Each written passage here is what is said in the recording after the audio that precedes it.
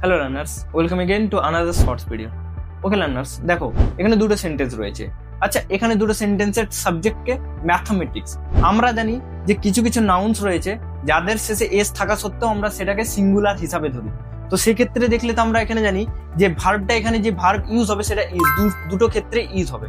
আচ্ছা, সেটাই কি না, এই ক্ষেত্রে ম্যাথমেটিক্সের ক্ষেত্রে দুটো আলাদা রুলস ফলো হয়। দেখো, ম্যাথমেটিক্সকে দুটো আলাদা আলাদা সেকশনে আমরা ভাগ করতে পারি। এক ম্যাথমেটিক্স সাবজেক্ট হিসাবে ইউজ হয়, আর একবার ম্যাথমেটিক্স ক্যালকুলেশন হিসাবে ইউজ হয়।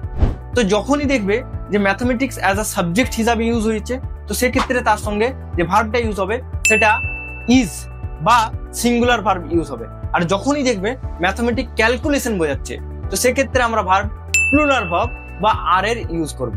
আশা করি ছোট একটা টপিক ছিল, কিন্তু ইনফরমেটিভ একটা কনসেপ্ট। Okay, thank you.